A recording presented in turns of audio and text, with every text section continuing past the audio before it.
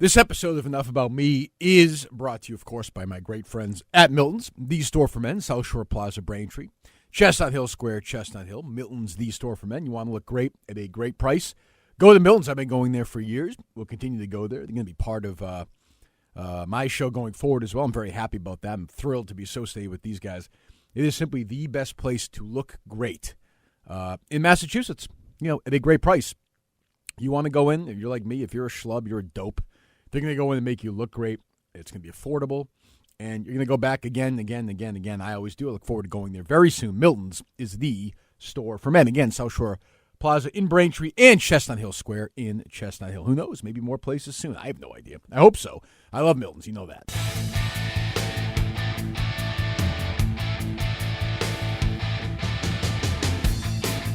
We are taping this live in WEI Studios, I guess. Producer's room behind the main studio. I can't see them. They can't see me. I'm doing a response piece here to Steve Buckley's column in The Athletic, which came out, I think, the 26th. I was away on vacation and found out it was out there, and I read it that morning. I'll react to it in a second.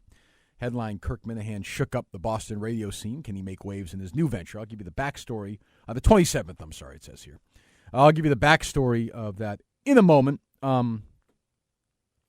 But I want to give you a quick update, I suppose. And it's important. I think it's important for me that I do this going forward. I got so much feedback from people who have suffered from mental health, and I've had suicidal thoughts or worse, I guess, in the 5 or 6 months since I went to McLean and talked about it. So I thought I'd give you, when things aren't so great, and when things are great, I thought maybe once in a while I'll update it, and people who listen may help them. It may not. I don't know. Over the last few weeks, I guess, I'll do it. Over the last few weeks, not so much the last few days, but over the last few weeks, I've started at times hearing voices in my head, a male voice and a female voice. And I also have sort of increasingly been thinking I've been followed. And I know intellectually, while it's happening, that it doesn't make sense. I'm able to step away and know that it's not real, but it feels real. And when I was away on vacation, I thought I saw this person a few times. Running, I've thought I've seen this person a few times. I'll hear these voices. This woman particularly just screams. She screams and screams and screams. I'm not sure if it's a side effect of some of the medication I'm on, which is possible, or just that I'm, fucking losing my mind slowly, which could also be possible. I've talked to my doctor about it. I've talked to my family about it. I've been open about it, whereas in the past, I haven't been. It builds up. So I feel good that I've been able to talk about it and recognize that it doesn't make a lot of sense, but it's scary to me that it's happening. And I'm not really sure what's going on with it. But so, the only reason I do this is really just to say that, for all I know that this could be happening to other people, I'm sure it is. And just the feedback that I got, it's far more than I thought would have been the case a few months ago. So if you're going through that or whatever, talk to people about it. Talk to your doctor about it. Get your meds squared away. Reach out to me if you want. I know I've corresponded with a bunch of people who are going through mental health stuff, from emails and texts, and occasionally call these people on the phone and talk to them. For this, everything else, fucking leave me alone. For this, reach out if you want. Okay, and that's it. That's what I would say. But it's real and it's scary, and it's hard for me to describe. It's almost like I know the person's not there, but I need somebody else to look and tell me that person's not there so that I can go about and do other stuff. And for 2-3 days at a time, I feel fine. It could happen in the middle of this. And then, I sort of get all fucked up. But that's all. I don't want to turn it into a 20-minute thing on that. I just wanted to let you know so that, the percentage of people who might be going through the same thing, it's okay and get help. So anyway. That being said, all right, so here's the Athletic column. So I'll give you a little backstory. Buck and I met for lunch a few weeks ago before this came out. I don't know, beginning of December, maybe somewhere in Cambridge. We sat down for maybe an hour and a half. I don't know. And I've known Buck for, as he writes in the story. Maybe you haven't read the story. Maybe you don't subscribe to The Athletic. I don't. I got Curtis's password for it. And we sat down, and the first thing he said to me was, I don't want this, I'm concerned about writing this story because we're friends. We've known each other for 10 years. We've worked together. We're friends. I like you. You like me. I didn't pitch this. It was pitched to me by Sean Leahy, who's the editor of the Athletic in Boston. Somebody I used to be editor of the Herald. I actually had him on the podcast before when he first got the job at the Herald. And he said, he said, I just don't want people to think this, it's going to be a fluff piece because we know each other. I said, I don't care what you write. I don't care what you write as long as it's honest. You can rip me as long as it's honest. So we talked for an hour and a half. He texted me, I don't know, half a dozen times after that, 10 times, various questions. Talked to a lot of people I know. Wrote the story. I didn't give it a whole lot of thought until the story came out. And I think Curtis texted me right away with the quote from Sam Kennedy, which is fucking incredible. We'll get to it. It's all you need to know about that guy. We'll get to it in a second. He said, I don't think you're going to really like this story. I thought, well, okay, I don't know. So I sat down and I read the story, and there's a lot of it I didn't like.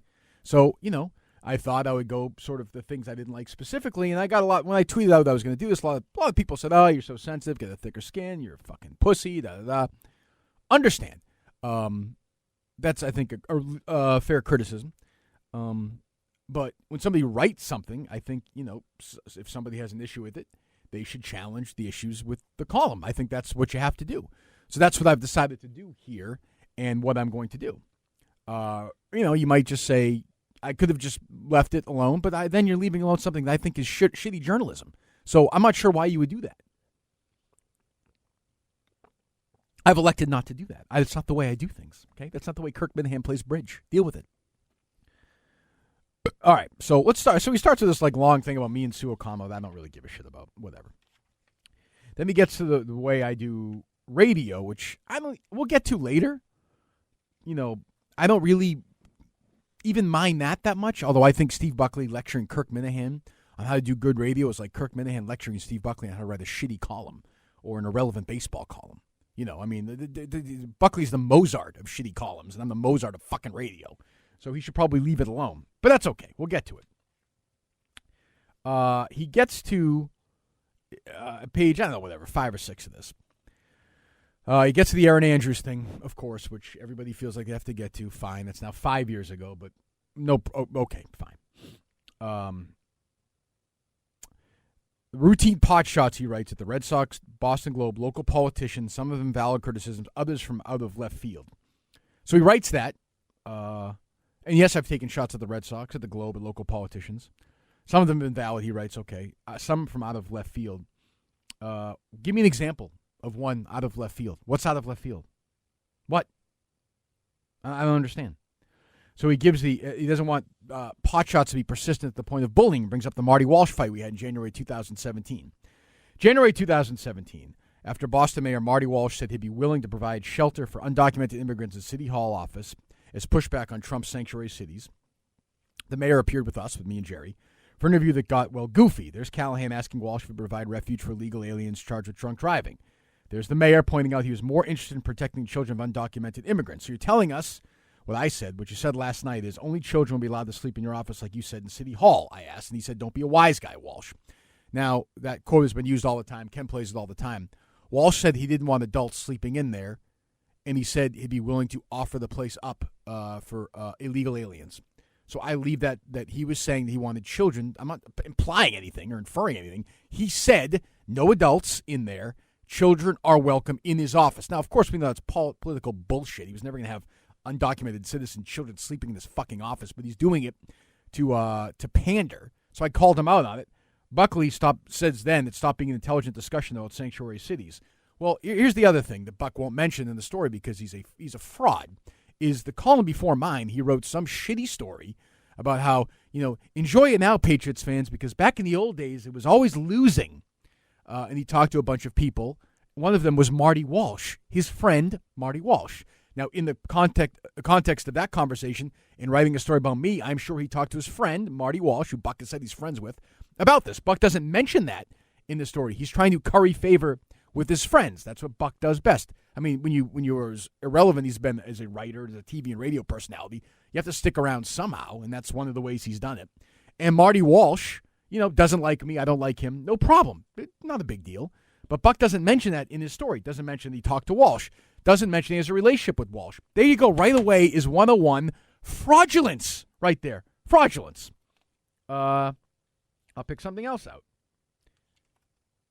So the next part is the Adam Jones stuff, which, I can't believe we weren't allowed to talk about that for months. It just shows you, we weren't allowed to say that maybe we have questions about somebody. That's it. Just questions. That's all.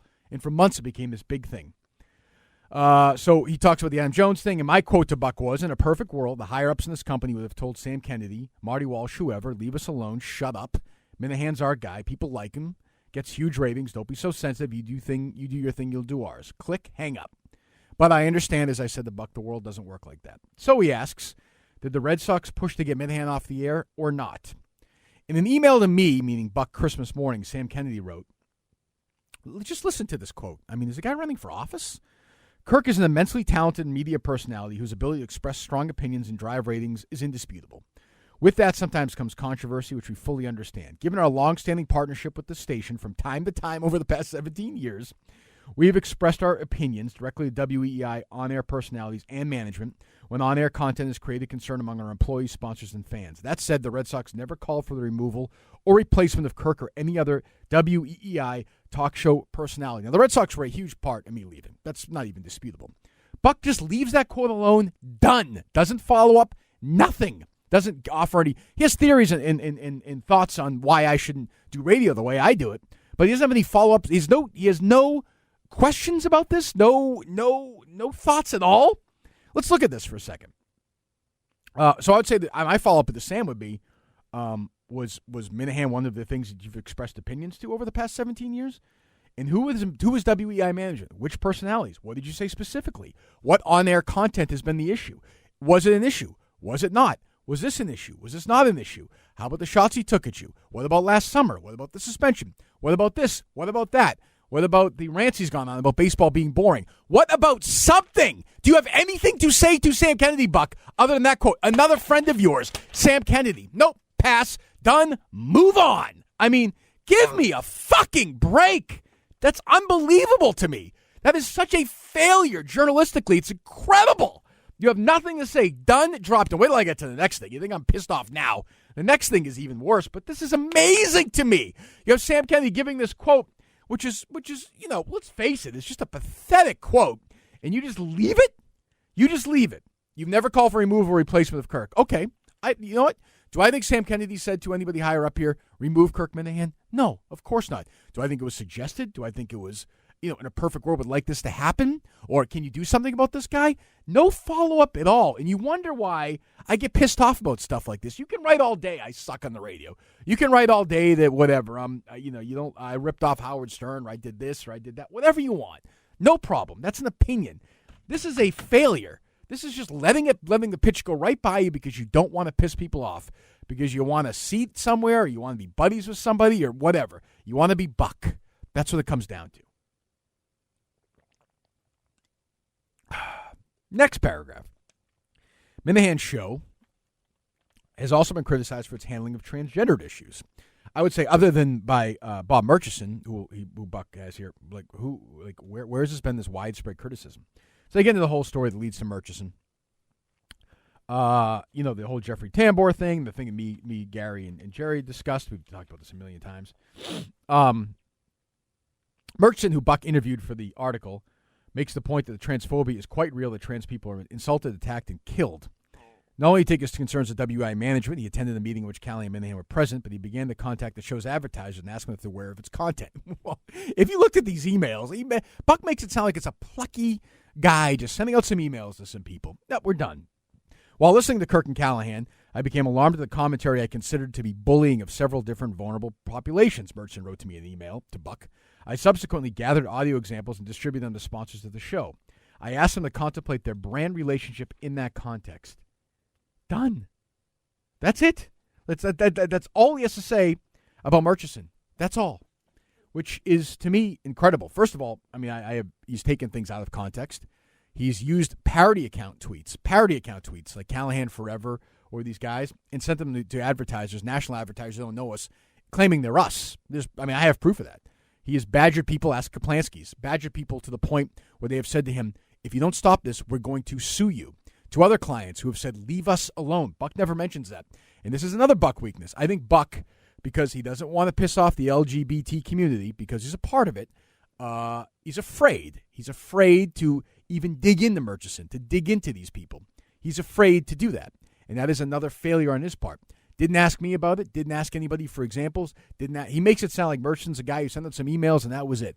This is a guy who will not stop. He's been relentless. And by the way, continues to be relentless on, forget that. And by the way, it's gone way past transgender. It's the point now where he just takes audio out of context and just sends it. Just sends it. If you say anything that's a joke or funny or whatever, he sends it to national people. He knows now the local people who listen to the shows, my old show and the current show, they fuck off is pretty much their thing. But the national people, he can still fool them. Buck doesn't get into that because he doesn't want to get into that. Because in his world, he doesn't want to admit that maybe, just maybe, somebody who is on the other side, Buck's side of the world in the LGBT community, might not be a good person. Might be doing things just to be an asshole. Buck's afraid to do that. Now, I'm not anymore. I'm not. I think Murchison uses his child as a prop. So I told Buck. Buck didn't write that. I think he does. He started out with his son and has now moved into way other worlds. It's nowhere near it. He never wanted. He just likes doing this stuff. He's a guy who sues people and gets in the middle of this stuff all the time. All the time. It never ends with him. So, and Buck just fails to admit that fails to talk about that because he doesn't want to talk about that. That's the stuff that pisses me off. The other stuff, I don't even give a shit about, really. I mean, we can go through it, but I don't even really care. Let me see. Towards the end, he writes, it's not that Minihane needs to experiment radio-wise.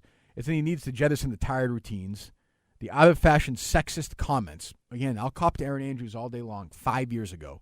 Comments. Give me some other examples. Come on, Buck. Go ahead. Buck, you on the phone? Hello, Buck, you there? You there? No? I didn't think so. How about some other examples? Nothing, right? Nothing.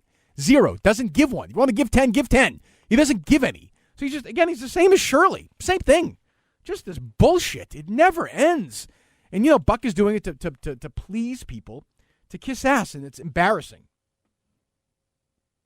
Absolutely fucking embarrassing. And shameful, honestly. Again, like I did with the Hernandez documentary, I'm pissed off at myself. I gave this guy 2 hours or whatever it was and text and let my friends talk to him. Some of whom are still friends, Jerry and Alex and these guys. Others like Rob Bradford I have no use for at all. But it's just like, what are you doing? But, Buck's thing is I need to get rid of my radio-wise criticism. I need to get rid of the stuff, the on-air sniping. And I haven't originated, which I never claimed I did. Glenn Ordway did. Whatever. I mean, I love Glenn, but let's be honest here. I mean, does anybody hear me and think of Glenn Ordway at all? I mean, I like Glenn. I like what Glenn does. Does anybody hear me on the radio and think I'm ripping off Glenn Ordway? Howard Stern, you want to say, of course, huge influence. Glenn Ordway? Really? Like what? I mean, where? Lamp all the times Ordway's gotten in trouble. And Buck, Buck wants to, entire bits were built around goofing on Eddie Engelman. Yeah, when I go after other people at the station, at my old station, it's not the same as doing a bit on Ted Sarandis. Sorry. I think Buck knows that. Ordway, who spoke to me yesterday, by the way, was like, I totally disagree with what Buck wrote. I'm like Sporty R. McKenzie or, I'm not going to sit there and list all the shit I've done. But, the stuff that I do well is why I have an audience. And Buck, by the way, if you want to really get down to it, is just bitter. He's an old bitter guy who wants to be on the radio. Whenever you talk to him, he's happy to rip the shit out of the station. By the way, behind the scenes, when he writes about other people, though, it's not really appropriate. You really shouldn't do that. But he'll be saying, I don't know why I'm on the air more. I can tell you why, Buck. Because you're lousy on the air. You suck on the air. That's why. You're terrible. You've never been good on the air. Ever. You're a nice guy. But you're terrible on the air. Sorry. It's just not for you. But they'll say, oh, Mutt sucks. Or I don't know why this guy does this. Or, geez, the afternoon show. Why aren't I on? Every time you talk to him, why aren't I? Why doesn't Joey call me back? Well, because, Buck, figure it out. Figure it out. You're terrible. That's why. But he does this whole, and that's, and I don't even mind. Like, I like when old people, like I said, like the Craig Mustards in the Bucks and the Dales, if they don't like what you're doing on the radio, you're doing the right thing. That means you're doing a good job. So that's it. I'm not going to do 20 hours on it. I just want to do a quick jump in, jump out, done. Very frustrating that I was, particularly immersion stuff in the Red Sox stuff. Buck just let it slide. A really shitty piece of journalism by Steve Buckley. Again, you can write 50,000 words on what an asshole I am. I don't even care. But it's that stuff that fucking triggers me and pisses me off. That's what happens. So there you go. There's your usual half hour of me. I'm psychotic. I have voices in my head, and I'm pissed off about what somebody wrote in something that fucking 12 people read. So although I was told by somebody Athletic that this led to more subscriptions than any other story in the Athletic Boston history, which is incredible, given all the incredible stuff I've read there over the last year. So that's it. So we're done. I'll be back next week with something on Enough About Me, brought to you by my great friends at Miltons. And we're still working, Ken and I are working hard on the making of show for, which we're working on right now, editing some sound, doing our usual stuff. And that's it. I think that's it for now. I'm trying to think if there's anything else going on. Nope, that's it. So that's the usual thing. So there you go. Frustrated, but that's all. I didn't want to sit here for an hour and a half. I just want to give a quick response and get out. Be curious for your feedback as well. We're taping this on Thursday morning. I hope it's up Thursday afternoon. Won't be up any later than Friday, I don't think. So that's it. I'll get out of the way and let Mutt and Lou do their gambling podcast. All right. Was there something else?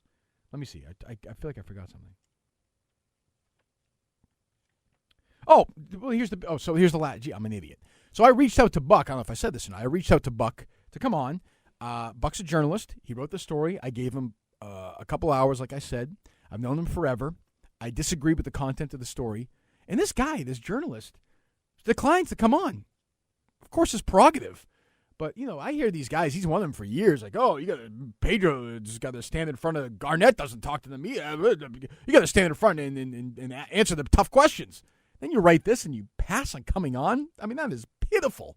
That is awful. I can't even imagine doing that. You could say whatever you want about me, but imagine me saying no to that. Can you imagine that? It's not a good look for Buck. And I think Buck knows deep down that he fucked up on this. He got an assignment he didn't want. He felt like he probably wasn't the right guy to write it. He kind of tried to please everybody. And as I always said to my mom, the late, great Patricia Minihane, because she was like this, she tried to please everybody, tried to make everybody happy. When you try to please everybody, you pretty much please nobody. But, I think he was a merchant mouthpiece. I think he passed on the Red Sox. And I think he was like, you know what, I can go after Minihane because, a lot of the internet doesn't like him, and I'll get some attaboys. And he did it, so good for him. But there you go. Buck was asked to come on and declined. I wanted to get that in as well. All right, we'll talk to you down the line.